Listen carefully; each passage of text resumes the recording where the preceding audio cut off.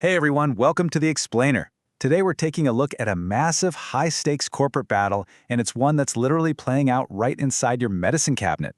If you've ever gone to the pharmacy counter and thought, wow, why does this cost so much? Or why does this whole process feel like it's stuck in the 1990s? Well, you are definitely not alone. We're going to examine the incredibly complex, and mostly invisible, world of pharmacy benefits and see exactly how massive corporations react when shiny new digital disruption threatens their dominance. So everything we're breaking down today, it comes straight from a seriously revealing document. It's a January 2026 interim staff report published by the House Judiciary Committee. Through a bunch of non-public internal documents and strategic emails, this report completely pulls back the curtain on corporate healthcare strategy. It shows us exactly how one of the biggest players in the game operates behind closed doors the second they're faced with some new competition. Okay, let's dive into this. Here's our roadmap for today. Number 1, the pharmacy middlemen. Number 2, the digital disruptors. 3, an existential threat. 4, rewriting the rulebook. 5, the retaliation. And finally, number 6, the cost to consumers. Chapter 1. The Pharmacy Middlemen. To really make sense of this conflict, we first have to understand the status quo of the healthcare supply chain. Like, before any of these digital disruptors even arrive on the scene, who's actually in charge of your prescription? Well, enter the Pharmacy Benefit Manager, or PBM. A PBM is essentially the invisible gatekeeper standing right between you, your pharmacy, and the drug manufacturers. They're hired by health insurance companies to negotiate drug prices, process claims, and decide exactly what medications get covered. I mean, that is an immense amount of baseline power. They dictate the flow of both the money and the medicine. And you know what's really wild is how incredibly consolidated this market has become. To put this into perspective, in 2024, just 3 massive companies controlled nearly 80% of all prescription drug benefits in the entire United States. We're talking about Cigna's Express Scripts sitting at 30%, CVS Caremark at 27%, and United Health's Optum Rx at 23%. And the thing is, they didn't just capture market share. They vertically integrated.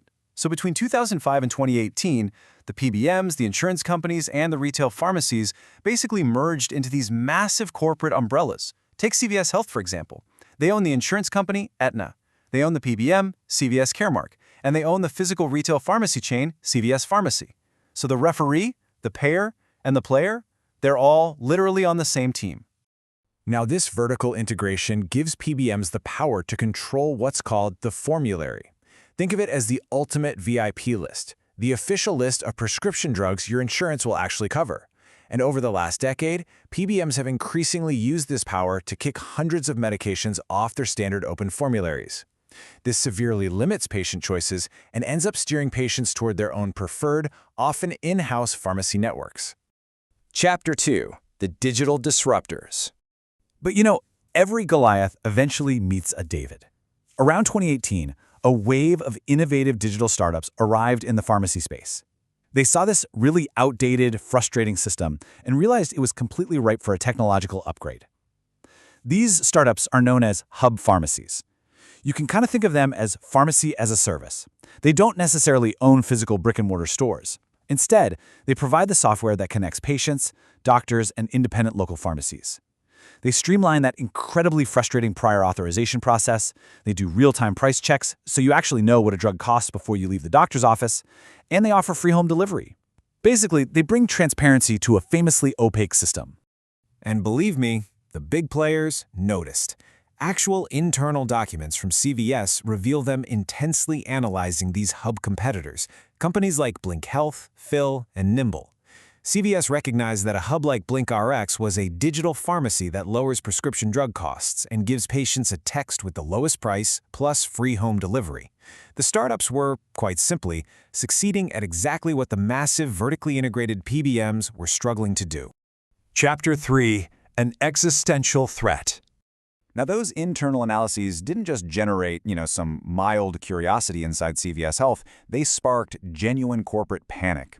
CVS realized these digital startups were a major risk to their whole business model.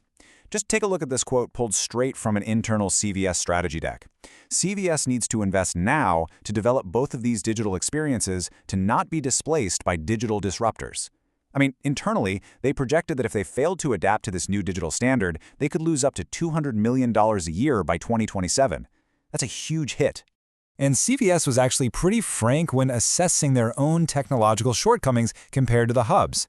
The contrast here is super sharp. They openly admitted to massive customer pain points. For instance, the fact that a patient doesn't even know the price of an order until after it's been completely prepped by the store team.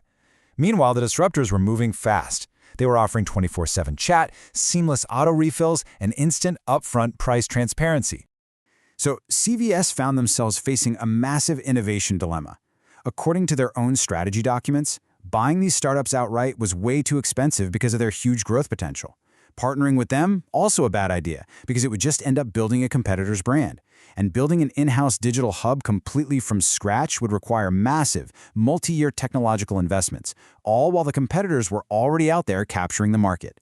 So what exactly do you do when you can't compete purely on innovation? Well, you play defense. Chapter 4, Rewriting the Rulebook. Because CVS Health owns the PBM CVS Caremark, they control the network that independent pharmacies rely on for about 30% of their insured customers. They essentially own the rulebook. We can see here an internal email where a CVS executive confirms we do have no hubs language in the manual. They systematically updated their provider manual, which is the strict contract that local pharmacies must sign to serve CVS Caremark patients, to outright ban independent pharmacies from utilizing hub technology. And check this out. In this email from early 2022, right after a call with their legal team, a CVS manager notes that they tweaked the language slightly to specifically target local pharmacy providers who are acting as hubs for third parties, like BlinkRx. So the crucial point here is that they deliberately rewrote the rules to actively lock out their rivals. These new restrictions were incredibly strict.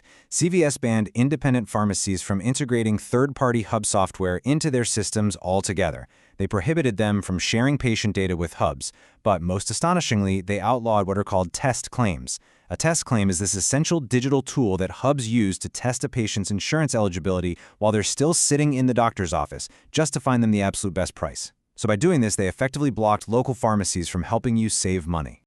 Chapter 5. The Retaliation. But writing the rules is really only half of the battle, right? You also have to enforce them. The congressional report outlines how CVS utilized this really aggressive three-step enforcement cycle against any local independent pharmacies trying to use this innovative tech.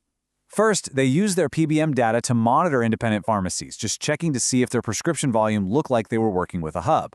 Second, they hit those specific pharmacies with highly burdensome audits based on those new provider manual rules. And third, they sent aggressive cease and desist letters.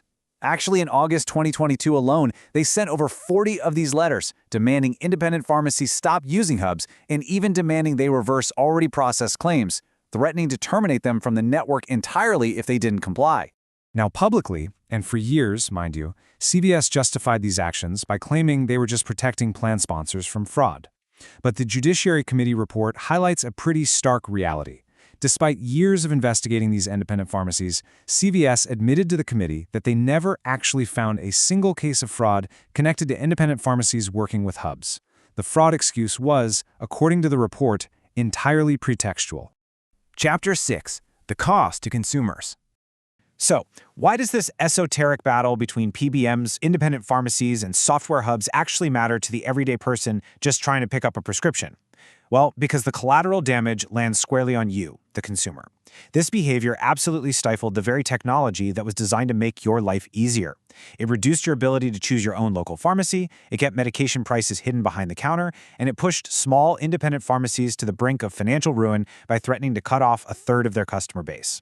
Interestingly, in May 2025, CVS quietly walked back some of these restrictions and allowed work with one hub, which basically conceded they had no real basis for the bans in the first place.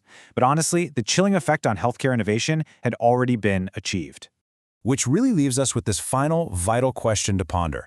If a dominant middleman in our healthcare system has the power to just rewrite the rulebook to crush technological competition before it even takes off, how can meaningful healthcare innovation ever actually reach the patient? Thanks for joining us for this explainer. Keep asking questions and keep learning.